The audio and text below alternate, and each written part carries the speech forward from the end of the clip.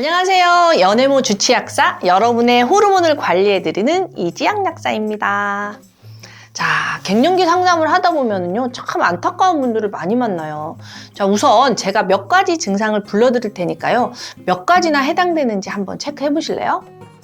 숨이 답답하다, 심장이 자주 두근거린다, 소화가 잘 안 된다, 잠이 잘 안 온다, 이유 없이 불안하다, 소변이 시원하지 않다, 기운이 없다, 오락가락 감정 기복이 심하다, 병원 검사를 받으면 이상이 없다고 한다. 자, 여러분들 몇 가지나 해당이 되시나요? 자, 서너 가지 이상 체크하신 분들은요, 전문가들에게 자율신경 실조증이라는 말을 들을 수 있습니다. 도대체 이게 무엇인지, 왜 나에게 이런 증상이 생기는지 오늘 제가 몸의 관점에서 아주 쉽게 설명해 드릴게요. 약사님, 자율신경은 어떤 건가요? 자율신경이랑 내가 아니라 뇌가 스스로 알아서 한다고 해서 자율신경이라고 합니다. 자동차도 자율주행이라는 게 있잖아요. 내가 운전하는 게 아니라 자동차가 스스로 한다고 해서 자율주행이라고 하는 거랑 똑같아요. 자동차가 알아서 운전을 해주면 우리는 그 시간에 음악을 듣고 생각을 하며 편히 갈 수 있죠. 이런 것처럼 뇌가 알아서 심장 박동, 호흡, 소화, 체온, 혈압 등을 자동으로 조절해주는 몸의 시스템입니다. 그럼 자율신경 실조증은 왜 걸리는 걸까요? 셰익스피어의 햄릿에 나오는 아주 유명한 대사 있죠. 사느냐 죽느냐 그것이 문제로다. 자, 이 대사를 생각하면 잘 이해되실 텐데요.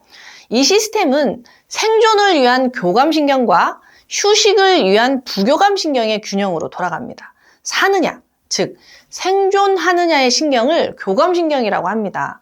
살려면 싸우거나 도망치거나 숨거나 해야겠죠. 죽느냐, 즉 자느냐, 쉬느냐의 신경을 부교감신경이라고 합니다. 쉬려면 자고 먹고 배설해야 하니까요. 자, 정리하면 교감신경은요, 긴장하고 싸우거나 도망칠 때, 숨을 때, 부교감신경은 쉬고 자고 먹고 볼일을 볼 때라고 이해하시면 되는데요. 중요한 것은 이 두 신경의 균형입니다.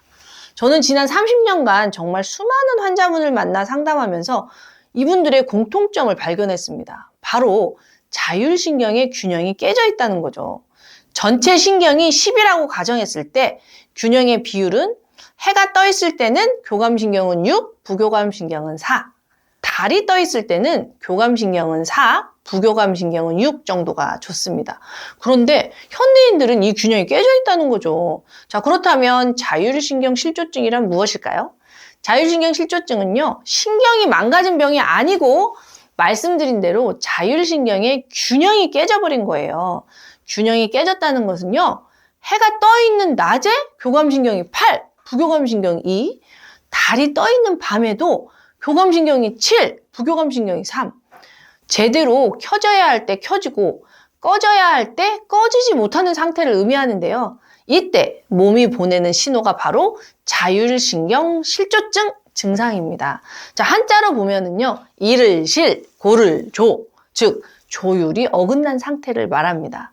잠이 안 오고 소화가 안 되고 볼일을 제대로 보지 못하고 시도 때도 없이 심장이 두근거리고 비 오듯이 땀이 쏟아지거나 땀이 안 나거나 숨이 잘 안 쉬어지는 등 아주 다양한 증상들이 나타납니다. 자율신경 실조증은 우리 몸이 너무 오랫동안 스트레스, 불안, 수면 부족, 과로 같은 감정의 억압에 놓여 있었다고 말해줍니다. 즉, 몸이 살려고 몸부림치고 있었다는 거죠.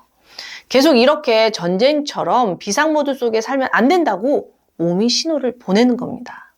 자율신경 실조증의 증상을 조금 더 자세히 설명해 주세요. 왜 사람마다 증상이 다를까요? 자율신경이 온몸을 다 관장하기 때문입니다. 마치 집안 곳곳에 설치되어 있는 이 전기선을 상상하시면 될 것 같아요. 어느 회로에 전기가 나갔는지에 따라 캄캄한 방이 달라지고 작동하지 않는 가전제품이 달라지듯이요. 그래서 사람마다 증상이 다 다릅니다. 심장 쪽이면 두근거림, 불안이 올 것이고 위장 쪽이면 더부룩함이나 설사, 변비가 오겠죠. 혈관 쪽이면 어지러움, 손발 차가움, 혈압 조절에 문제가 생길 거고요. 뇌 쪽이면 집중력이 저하되고 브레인포그로 시달릴 거예요. 근육 쪽이면 긴장을 해서 담결림이 생기고 통증에 시달릴 거예요. 호흡 쪽이면 숨이 잘 안 쉬어지면서 숨이 막히는 느낌을 받을 수 있고요. 방광 쪽이면 소변이 자주 마렵고 시원하지 않은 느낌을 받을 수 있습니다. 자, 중요한 포인트는요. 장기의 문제가 아니라 전체 조절 시스템의 문제라는 것입니다. 그래서 당연히 검사에도 아무 이상이 없음이 나옵니다. 자율신경이 무너지면 뇌는 항상 위험 신호를 받고 경계태세로 긴장해 있습니다. 그래서요, 별일 아닌데도 불안하고 몸의 작은 신호에도 예민해지고 계속 자신을 다그치게 됩니다. 내가 예민하고 불안해서 그런 일이 생긴 게 아니라요. 자율신경 실조가 생기면 예민하고 불안해질 수밖에 없습니다. 그러니 이제 더 이상 잘하려고 애쓰지 마세요. 너무 애쓰고 살아온 자신을 너그럽게 안아주시고 쉴 수 있게 해주세요. 숨쉬기도 힘든 몸을 끌고 나가서 운동하지 마세요. 울고 싶은데 긍정적으로 생각하려고 애쓰지 마세요. 이제는 쉬어도 됩니다. 울어도 됩니다. 욕해도 됩니다. 주저앉아도 됩니다. 그래야 자율신경의 균형을 맞출 수 있습니다. 스스로에게 쉼을 허락해 주세요. 몸에게 안전하다고 신호를 주세요. 괜찮다라고 말해 주세요. 천천히 음식을 먹고 천천히 호흡을 하고 눈을 감고 쉬어주세요. 억지로 운동하지 마시고요. 자신의 속도에 맞게 움직이면서 에너지를 채워주세요.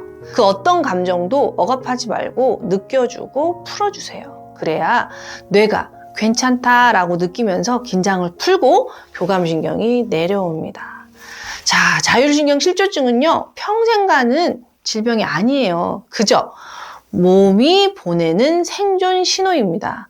너무 오래 버틴 당신에게 이제는 쉬어도 된다고 몸이 대신 스탑 버튼을 눌러준 거죠. 자율신경 실조증은요, 몸이 보내는 마지막 생존 신호입니다. 오늘 이 영상을 보시고 내가 이상한 게 아니었구나. 앞만 보고 달려온 내가 참 고맙다.